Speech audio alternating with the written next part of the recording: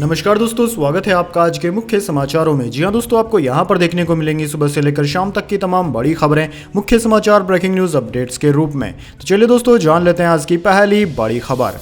प्रियंका गांधी बोली, मोदी भ्रष्टाचार की सबसे बड़ी स्कीम लाए। चिरमिरी में कहा, अब कोविड सर्टिफिकेट से प्रधानमंत्री की फोटो गायब हो गई है। जी हां दोस्तों, कांग्रेस की राष्ट्रीय महासचिव प्रियंका गांधी ने प्रधानमंत्री मोदी पर जमकर निशाना साधा। उन्होंने कहा कि मोदी जी खुद को बड़ा ईमानदार बताते हैं, लेकिन इस देश में भ्रष्टाचार की सबसे बड़ी स्कीम लेकर वो आए हैं। यह स्कीम थी, जो चंदा देगा उसका नाम गुप्त रखेंगे। इसके तहत अपने बड़े बड़े मित्रों से चंदा लिया, पहले उनके ऊपर छापा मारा, फिर चंदा लेकर जांच बंद कर दी। उन्होंने गुजरात में पुल गिरने की घटना का उदाहरण भी दिया। प्रियंका गांधी ने गुरुवार को कोरबा लोकसभा के चिरमिरी में जनसभा को संबोधित किया। उन्होंने कोविड वैक्सीन कोविशील्ड को लेकर आई रिपोर्ट का भी जिक्र किया। उन्होंने कहा कि टीका लगवाकर कुछ लोग मर गए, कुछ बीमार हो गए। पहले सर्टिफिकेट मिलता था तो उसमें मोदी जी की फोटो होती थी, लेकिन अब लगवाओगे तो नहीं मिलेगी। साथ ही उन्होंने यह भी कहा कि मोदी जी ने देश की संपत्ति को अपने मित्रों में बांट दिया है। चलिए दोस्तों, जान लेते हैं इसके बाद अगली बड़ी खबर। केसरगंज से ब्रजभूषण के बेटे को टिकट, बीजेपी ने रायबरेली से दिनेश प्रताप सिंह को उतारा। जी हां दोस्तों, लोकसभा चुनाव के मद्देनजर भारतीय जनता पार्टी ने गुरुवार को उम्मीदवारों की 17वीं लिस्ट जारी की। इस लिस्ट में बहुप्रतीक्षित रायबरेली सीट और केसरगंज से उम्मीदवारों के नाम के पत्ते खुल गए। जैसे की चर्चा थी, उसी के अनुसार केसरगंज सीट से पार्टी के ब्रजभूषण सिंह के बेटे करण भूषण को टिकट दी गई है।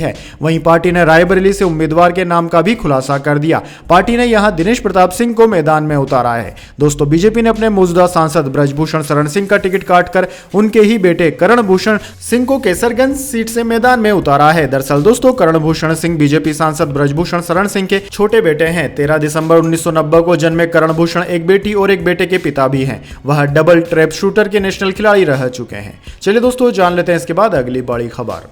राहुल गांधी बोले, प्रधानमंत्री मास रेपिस्ट के लिए वोट मांग रहे, यह है मोदी की गारंटी। मोदी ने 18 दिन पहले रेवन्ना के लिए वोट मांगा था। जी हां दोस्तों, राहुल गांधी ने प्रधानमंत्री मोदी पर रेपिस्ट के लिए वोट मांगने का आरोप लगाया और कहा कि यही है मोदी की गारंटी। राहुल गांधी गुरुवार 2 मई को कर्नाटक के शिवमोगा में चुनाव प्रचार कर रहे थे।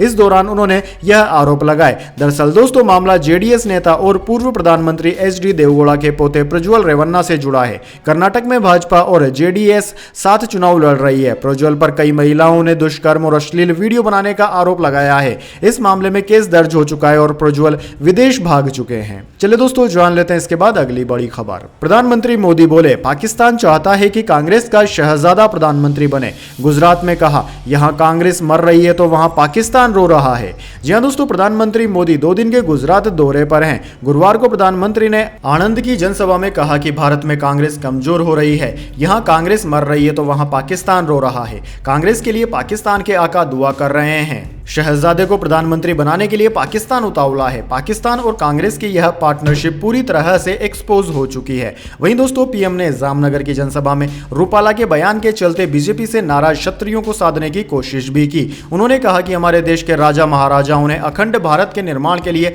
अपनी रियासतें दे दी। देश उनके योगदान को कभी नहीं भुला सकता। चलिए दोस्तों, जान लेते हैं अगली बड़ी खबर। लाडली बहनों के खाते में जल्द आएंगे पैसे, खुद सीएम मोहन यादव ने बताई मई में आने वाली किस्त की तारीख।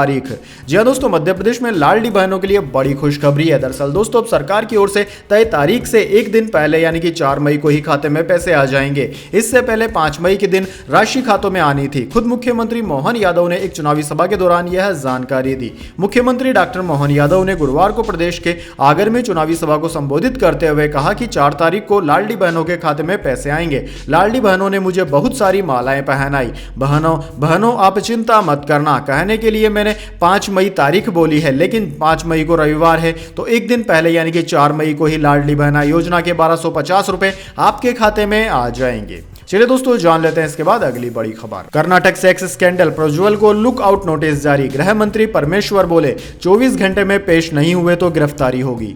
जी हां दोस्तों, कर्नाटक के हासन से सांसद प्रज्वल रेवन्ना के खिलाफ विशेष जांच दल यानी कि एसआईटी ने लुक आउट नोटिस जारी कर दिया है। यह नोटिस प्रज्वल की उस अपील के बाद आया है जिसमें उन्होंने एसआईटी के सामने हाजिर होने के लिए समय मांगा था।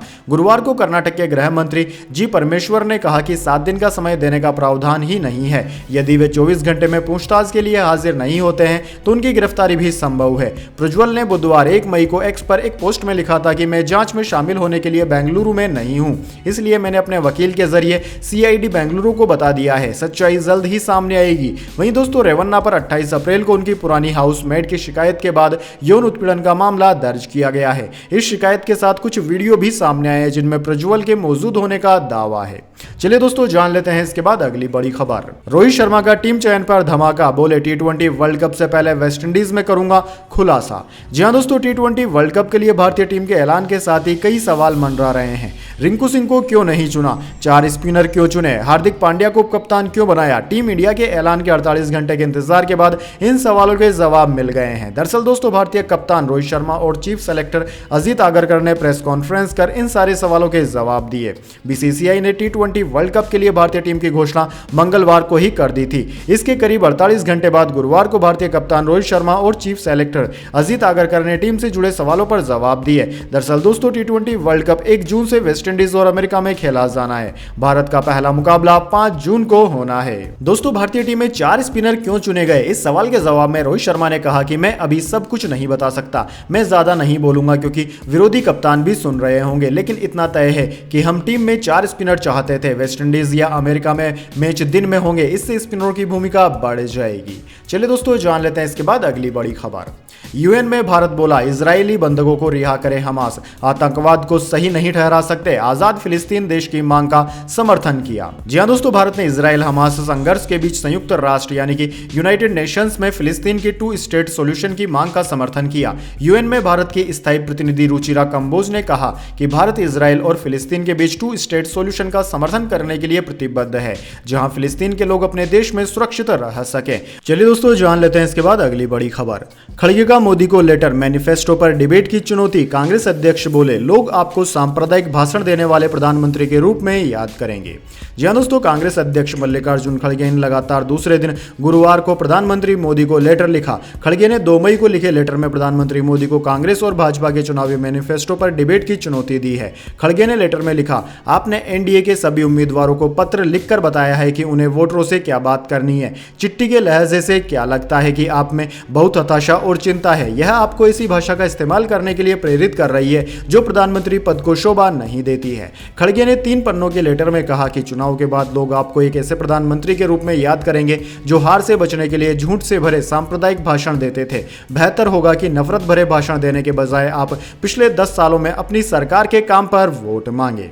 चलिए दोस्तों जान लेते हैं इसके बाद अगली बड़ी खबर। यौन शोषण के आरोपी ब्रजभूषण के बदले बेटे को भाजपा ने कैंडिडेट बनाया। पहलवान साक्षी मलिक बोली बेटा डमी, सत्ता ब्रजभूषण के पास है। जी हां दोस्तों, महिला पहलवानों से यौन शोषण के आरोपी ब्रजभूषण शरण सिंह का टिकट भाजपा ने काट दिया। हालांकि उनके छोटे बेटे करणभूषण को भाजपा ने उनकी सीट केसरगंज से टिकट दे दिया है। भाजपा ने गुरुवार शाम को इसकी घोषणा भी कर दी। करणभूषण यूपी कुश्ती संघ के अध्यक्ष हैं। वह भारतीय कुश्ती संघ के उपाध्यक्ष भी थे, लेकिन पिता के अध्यक्ष पद से इस्तीफा देने के बाद उन्होंने भी पद छोड़ दिया था। केसरगंज में 3 मई को नामांकन की आखिरी तारीख है। शुक्रवार को करण नामांकन करेंगे। करण सिंह के प्रतिनिधि जगन्नाथ तिवारी ने गुरुवार को केसरगंज से नामांकन के 4 सेट खरीदे।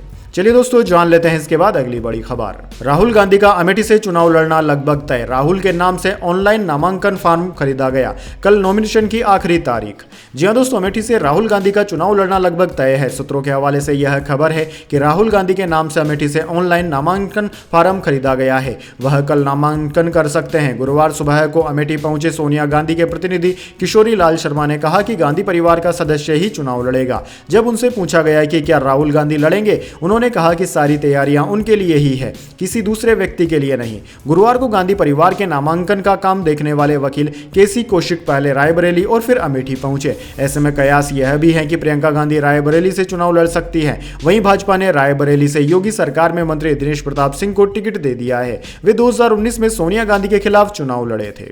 चलिए दोस्तों जान लेते हैं इसके बाद अगली बड़ी खबर। बाइडेन बोले चीन और भारत प्रवासियों से नफरत करने वाले, इसलिए उनका आर्थिक विकास धीमा। चुनावी कैंपेन कैंपेन में कहा, प्रवासियों ने अमेरिका को मजबूत बनाया। जी हां दोस्तों, अमेरिकी राष्ट्रपति जो बाइडेन ने कहा है कि विदेशियों से नफरत के चलते भारत और चीन जैसे देशों का आर्थिक विकास धीमा है। बाइडेन ने यह बात एक चुनावी कैंपेन के दौरान कही। न्यूज एजेंसी राइटर्स के मुताबिक बाइडेन बुधवार को वाशिंगटन में अपनी इलेक्शन कैंपेन के लिए फंड इकट्ठा करने के कार्यक्रम को संबोधित कर रहे थे। इस दौरान उन्होंने प्रवासियों की अहमियत पर बोलना शुरू कर दिया। बाइडेन ने कहा कि चीन की इकोनॉमिक ग्रोथ क्यों खराब है, जापान में समस्या क्यों हो रही है, रूस और भारत क्यों तेजी से विकास नहीं कर पा रहे। ऐसा इसलिए क्योंकि ये देश विदेशियों से नफरत करते हैं। ये नहीं चाहते कि प्रवासी इनके देश में जाएं, जबकि प्रवासी हमें मजबूत बनाते हैं।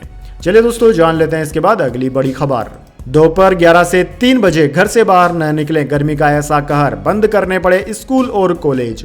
जी हां दोस्तों, केरल के मुख्यमंत्री पिनराई विजयन ने बृहस्पतिवार को बैठक कर राज्य में भीषण गर्मी पड़ने की आशंकाओं की समीक्षा की और 6 मई तक शैक्षणिक संस्थान बंद रखने समेत कई निर्देश जारी किए हैं। दरअसल दोस्तों, एक आधिकारिक बयान के अनुसार राज्य आपदा प्रबंधन प्राधिकरण की ऑनलाइन बैठक में मुख्यमंत्री ने मानसून के संबंध में भी निर्देश जारी किए। बैठक में जिला अधिकारियों ने हिस्सा लिया। भारत मौसम विज्ञान विभाग ने भीषण गर्मी की आशंका के चलते राज्य के अलपुंजा, पलक्कड़, त्रिशूर और कोझिकोड जिलों के लिए येलो अलर्ट जारी किया है, जबकि बाद में विजयन ने लोगों से बृहस्पतिवार और शुक्रवार को दोपहर 11 बजे से लगभग 3 बजे के बीच धूप में अधिक समय तक नहीं रहने से बचने का आग्रह किया है। दोस्तों, जाने इसके बाद अगली बड़ी खबर, लेकिन उससे पहले मेरी आपसे एक छोटी सी रिक्वेस्ट है। अगर दोस्तों आपको अभी तक हमारी न्यूज पसंद आई है तो एक छोटा सा लाइक जरूर दे दीजिए, और अगर आपको पसंद नहीं आई है तो बेशक आप डिसलाइक भी कर सकते हैं। लेकिन दोस्तों, लाइक और डिसलाइक जरूर कीजिए, क्योंकि दोस्तों यही हमारी मेहनत का फल होता है और इसी से हमें पता चलता है कि आपको हमारी वीडियोस पसंद आ रही हैं या नहीं।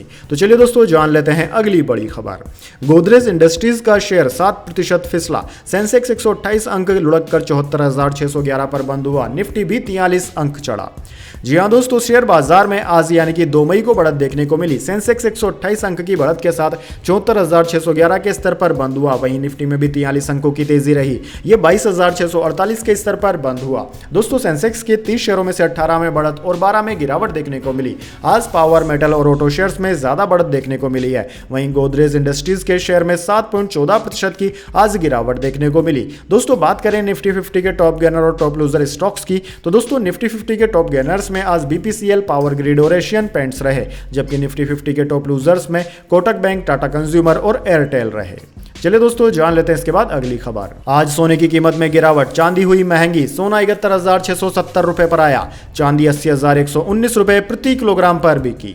जी हां दोस्तों, सोने की कीमतों में आज मामूली गिरावट देखने को मिली। Indian bullion and jewellers association यानी कि IBGA की वेबसाइट के अनुसार 10 ग्राम 24 कैरेट सोना 40 रुपए सस्ता होकर 71,670 रुपए पर आ गया। वहीं अगर चांदी की बात करें तो इसकी कीमत में हल्की बढ़त देखने को मिली। आज 1 किलो चांदी 69 रुपए महंगी होकर 80,119 रुपए प्रति किलोग्राम पर बिक रही है। इससे पहले दोस्तों चांदी 80,050 रुपए प्रति किलोग्राम पर बिक रही थी। चलिए दोस्तों, जान लेते हैं इसके बाद अगली बड़ी खबर। कच्चे तेल के दामों में आई बड़ी गिरावट, $80 प्रति बैरल के नीचे फिसली कीमतें। जी हां दोस्तों, भारत के लिए राहत की खबर आई है। इंटरनेशनल मार्केट में कच्चे तेल के दाम $80 प्रति बैरल के नीचे जा फिसले हैं। WTI क्रूड ऑयल $78.99 प्रति बैरल पर कारोबार कर रहा है। इजराइल और ईरान के बीच जारी तनाव के बावजूद पिछले 1 महीने में कच्चे तेल के दामों में करीब 13% की गिरावट देखने को मिली है। कच्चे तेल के अंतर्राष्ट्रीय बाजार में कीमतों पर नजर डालें तो ब्रेड क्रूड ऑयल $83.57 प्रति बैरल पर कारोबार कर रहा है, तो WTI क्रूड $78.99 प्रति बैरल पर ट्रेड कर रहा है।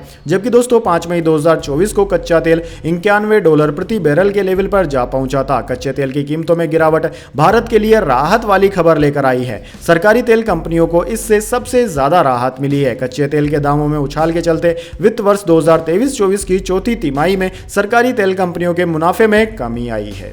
चलिए दोस्तों, जान लेते हैं इसके बाद अगली बड़ी खबर। IPL के बीच सुरेश रैना के परिवार पर आई आफत, ममेरे भाई का हिट एंड रन में हुआ निधन। जी हां दोस्तों, पूर्व भारतीय क्रिकेटर और इस समय इंडियन प्रीमियर लीग IPL में कमेंट्री कर रहे सुरेश रैना के परिवार पर दुखों का पहाड़ टूट पड़ा है। दरअसल दोस्तों, रैना के ममेरे भाई की सड़क हादसे में मौत हो गई। रैना के ममेरे भाई को टक्कर मारने के बाद टैक्सी ड्राइवर फरार हो गया। बाद में उसे हिरासत में लिया गया। दरअसल दोस्तों, मामला हिमाचल प्रदेश के कांगड़ा में सामने आया। SP कांगड़ा शालिनी अग्नोत्री ने बताया कि शुरुआती जानकारी आई कि पुलिस पुलिस थाना गग्गल के अंतर्गत एक हिट एंड रन का मामला है, जहां 2 युवकों की मौत की खबर है। घटना की सूचना मिलने पर पुलिस ने फरार टैक्सी चालक का पीछा करते हुए उसे मंडी से हिरासत में ले लिया। एसपी कांगड़ा ने बताया कि मंगलवार रात करीब 11:30 बजे गग्गल में हिमाचल टिम्बर के पास अज्ञात वाहन ड्राइवर ने स्कूटी को टक्कर मार दी और मौके से फरार हो गया था। इस दुर्घटना में स्कूटी चालक सौरभ कुमार निकासी गगल और शुभमन निवासी कुंडमा की मौत हो गई। सौरभ ही सुरेश रैना के ममेरे भाई हैं। चलिए दोस्तों जान लेते हैं इसके बाद अगली खबर। अजीत आगरकर बोले विराट कोहली के स्ट्राइक रेट पर सवाल नहीं। रोहित बोले मिडिल ऑर्डर में पावर हिटर चाहिए था, इसलिए दुबे को T20 वर्ल्ड कप टीम में चुना। जी हां दोस्तों, टीम इंडिया के चीफ सेलेक्टर अजीत आगरकर ने कहा है कि विराट कोहली के स्ट्राइक रेट पर सवाल नहीं है। आईपीएल और इंटरनेशनल क्रिकेट में अंतर है, टीम को अनुभव की जरूरत है। कोहली के चयन से टीम में बैलेंस और पावर मिला है। आगरकर ने मुंबई में बीसीसीआई के हेडक्वार्टर में गुरुवार को कप्तान रोहित शर्मा के साथ वर्ल्ड कप टीम के चयन से जुड़े सवालों के जवाब दिए। रोहित ने 4 स्पिनर्स के चयन पर कहा कि हमें इसकी जरूरत थी, हमने वेस्टइंडीज में क्रिकेट खेला है, टेक्निकली स्पिनर्स की जरूरत क्यों है, मैं इसका खुलासा वेस्टइंडीज में ही करूंगा क्योंकि दूसरी टीमों के कप्तान भी हमें सुन रहे होते हैं। चलिए दोस्तों जान लेते हैं इसके बाद अगली बड़ी खबर।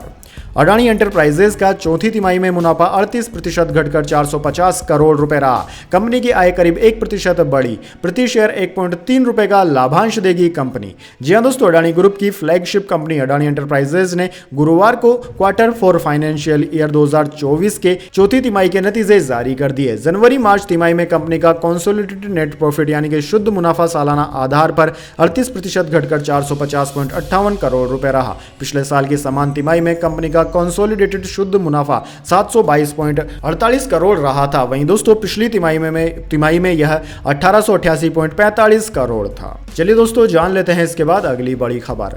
पंचायत 3 की रिलीज डेट हुई अनाउंस। अमेजन प्राइम ने शेयर किया पोस्टर। 28 मई को OTT प्लेटफॉर्म पर रिलीज होगी सीरीज। जी हां दोस्तों, पॉपुलर वेब सीरीज पंचायत 3 का इंतजार अब खत्म हो गया है। मेकर्स ने सीरीज की रिलीज डेट अनाउंस कर दी है। वेब सीरीज 28 मई 2024 को OTT प्लेटफॉर्म अमेजन प्राइम पर स्ट्रीम होगी। इस नई सीजन में जितेंद्र कुमार, नीना गुप्ता, रघुवीर यादव, फैजल मलिक, चंदन रॉय और सविका बतौर एक्टर एक बार फिर से वापसी करेंगे। अमेजन प्राइम ने पंचायत का पोस्टर शेयर करते हुए लिखा कि आपने लोकी आगे बढ़ाई और हम आपका इनाम अनलॉक करते हैं। दरअसल दोस्तों आपको बता दें, दुनिया भर के 240 देशों के अंदर इसे रिलीज किया जाएगा। हिंदी के अलावा इसे तमिल, तेलुगु, मलयालम और कन्नड़ में भी डब किया जाएगा।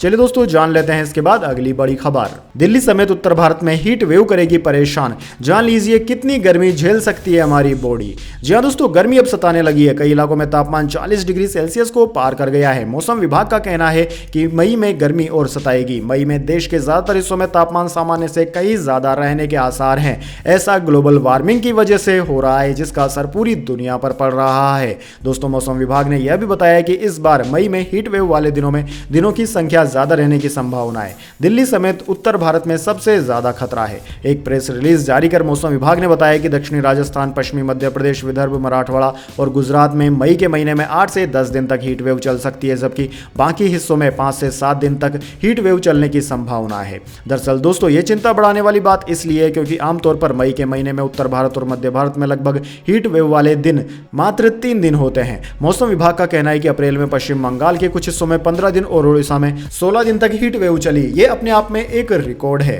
वैसे दोस्तों आपकी जानकारी के लिए बता दें, हमारे शरीर का सामान्य तापमान 37 डिग्री सेल्सियस होता है, जबकि हमारी त्वचा का तापमान 35 डिग्री सेल्सियस होता है। और इसी विभिन्न तापमान की वजह से ही हमें पसीना आता है। जब पसीना भाप बनकर उड़ता है तो वो शरीर के अंदर की गर्मी भी ले उड़ता है। अब ऐसे में अगर वेट बल्ब थर्मामीटर का तापमान 35 डिग्री सेल्सियस तक है तब तो कोई दिक्कत नहीं है, लेकिन अगर इससे ज़्यादा है तो फिर मुश्किल हो सकती है। इसलिए गर्मियों में हीट वेव वाले दिनों में घर के अंदर रहने की सलाह दी जाती है। तो दोस्तों यह थी आज की तमाम बड़ी खबरें। इसके बाद दोस्तों बारी आती है आज के माइंड क्विज क्वेश्चन की। जी हाँ दोस्तों, एक आसान से सवाल का जवाब देकर आप जीत सकते हैं एक सरप्राइज गिफ्ट हमारे यूट्यूब चैनल की ओर से। तो दोस्तों आज का सवाल आपकी स्क्रीन पर आ चुका है। भारत ने T20 वर्ल्ड कप कौन से ईयर में जीता था? जी हाँ दोस्तों, अगर आप जानते हैं भारत ने T20 वर्ल्ड कप कौन से साल में जीता था तो जल्दी से उसका नाम कमेंट बॉक्स में लिख दीजिए। अगर दोस्तों आपका जवाब होता है एकदम सही और आप चुन जाते हैं लकी विजेता के रूप में, तो आपको मिल सकता है एक सरप्राइज गिफ्ट हमारे यूट्यूब चैनल की ओर से। तो दोस्तों जल्दी से अपना उत्तर कमेंट बॉक्स में लिख दीजिए, वीडियो को लाइक कर लीजिए और चैनल को सब्सक्राइब करके बेल आइकन भी दबा लीजिए। धन्यवाद। वंदे मातरम। जय हिंद, जय भारत।